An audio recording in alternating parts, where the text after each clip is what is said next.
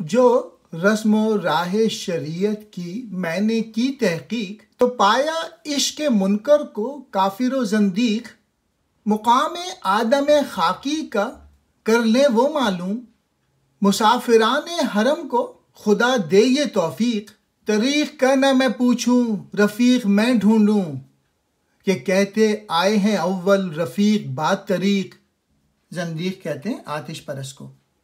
اقبال کہہ رہے ہیں میں نے اس بارے میں شریعت کی روح سے تحقیق نہیں کی سوائے اس کے کہ اس سے انکار کرنے والا کافر اور آتش پرست ہے۔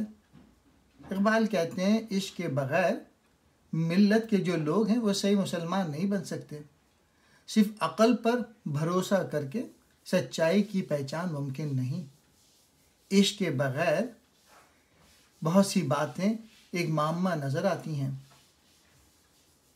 یہ خاک کے پتلے اگر اپنے مقام سے آگاہ ہو جائیں اور ملت کے لوگ اگر اپنا مقام پہچان لیں تو ان پہ یہ حقیقت عیاں ہو جائے گی کہ کعبہ ان کے اندر موجود ہے جو کہ ان کا دل ہے۔ یعنی میسج یہ ہے کہ اس دل کو پاکیزہ کرنے کی ضرورت ہے، ایمانداری سے زندگی گزارنے کی ضرورت ہے۔ پھر کہتے ہیں مجھے طریق راہ کی تلاش نہیں، میں تو اپنا ہمسفر ڈھونڈ رہا ہوں، کیونکہ دانش مندوں نے کیا خوب کہا ہے کہ پہلے ہمسفر اور پھر راستہ، کیونکہ راستے کی مشکلات میں ایک سچا ہمسفر ہی کام آ سکتا ہے۔ کرے تلافی ذوق اس طرح حکیم فرنگ، بڑھائے میں کی چمک کو وہ دے کے جام عتیق، ہزار بار ہے بہتر متاع بے بصری، متاع علم سے جس کی کرے نہ دل تصدیق، خرد کی بحث میں گرچہ ہے اور ہی لذت، ہے سادہ دل کا یقین خوب نہ کہ رمز دقیق۔ مال کہہ رہے ہیں جو اہل یورپ ہیں انہوں نے اپنی تہذیب کی تباہ کاریوں کو چھپانے کے لیے اس تہذیب میں اور زیادہ دلکشی اور چکچون پیدا کر دی تاکہ لوگ یعنی اہل مشرق اس روشنی میں چھپے اندھیرے کو نہ دیکھ سکیں۔ ایسی جہالت کی دولت ہزارہ درجے بہتر ہے اس دانش سے جس کی دل تصدیق نہ کرتا ہو۔ اگرچہ عقل کی بھول بھلائیوں میں ایک قسم کا مزہ بھی ہے، لیکن سادہ دل لوگوں کو ایمان مشکل نکتوں اور رمز کی باتوں سے بہتر ہے۔ حکیم فرنگ یورپ کا دانشور، متاع بے بصری جہالت کی دولت، نکتہ ہائے دقیق مشکل اور پیچیدہ مسائل۔ کلام و فلسفے کو لوح دل سے دھو ڈالا، ضمیر کھولا دیا لے کے نشتر تحقیق، میں آستانے سلاطین سے دور رہتا ہوں، یہ کفر ہے کہ میں پوجوں خدائے بے توفیق۔ یہی ہے کہ اللہ تعالیٰ کو دل سے پہچانا ہے، اور میں جو ہو اقبال کہہ رہے ہیں کہ میں امیر لوگوں سے، بادشاہ لوگوں سے، وزیر اعظم سے، ان لوگوں سے دور رہتا ہوں، میں صرف اللہ تعالیٰ کو سجدہ کرتا ہوں۔ میں نے کلام اور فلسفے کے حروف دل کی تختی سے دھو ڈالے ہیں اور اپنے ضمیر کو تحقیق کے نشتروں سے کھول دیا ہے تاکہ میں حقیقت کی منزل پالوں، یعنی اللہ تعالیٰ کو آپ دل سے پا سکتے ہیں۔ میں بادشاہ کے آستانے سے الگ یا دور ہو گیا ہوں، میں کافر نہیں ہوں کہ بے اختیار و بے طاقت خدا کی پوجا کرتا رہوں، مجھے تو اس خدا کے آگے سر جھکانا چاہیے جو کسی کا محتاج نہیں، سب اسی کے دروازے کے سوالی ہیں۔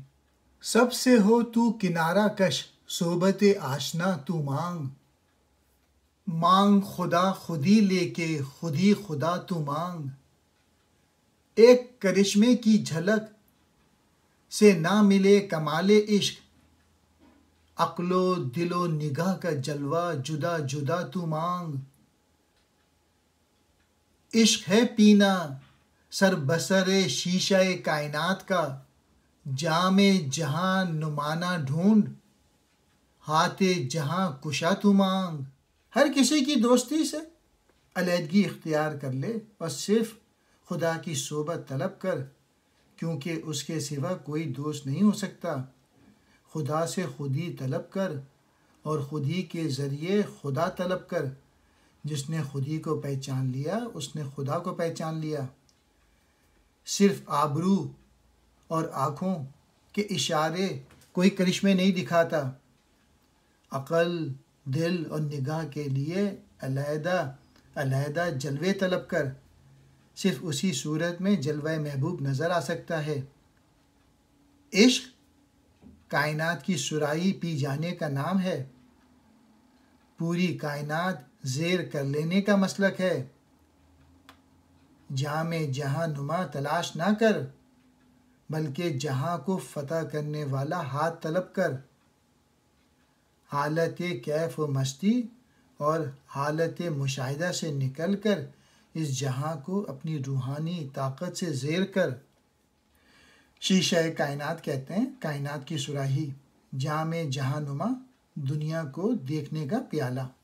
راہ تو چلے برہنہ نہ پا، راہ ہے تمام خارزار، تا تو چلے مقام تک، رحلہ رضا تو مانگ۔ فقر ہو جب کمال پر، وہ ہے دلیل خسروی، مسنت خسروی تے مسنت بوریا تو مانگ۔ مسافروں کے پاؤں ننگے ہیں اور راستہ پرخار ہے، کانٹوں سے بھرا ہوا ہے۔ اپنے مقام پہ بغیر و عافیت پہنچنے کے لیے خدا کی تسلیم و رضا کی سواری طلب کر۔ جب فقر اوج کمال تک پہنچ جاتا ہے، وہ شہنشاہی کے لیے رہنما بن جاتا ہے۔ اس لیے ایران کے مشہور بادشاہ کا تخت فقر کے بوریے کے نیچے طلب کر، یعنی وہ شہنشاہی طلب کر جو فقیری میں حاصل ہوتی ہے۔ دیکھ تو آگے، زندگی کا وہ جہاں ہے منتہی، سر پہ جو تھا گزر گیا، بھول جا انتہا تو مانگ۔ وقت کی ضرب دے اگر نالائے مثل نے تجھے، ہاتھ سے میں میری تو رکھ، مرہم و مومیاں تو مانگ۔ آگے غور کر کہ زندگی کسی عالم جہاں کی طرف رواں دواں ہے۔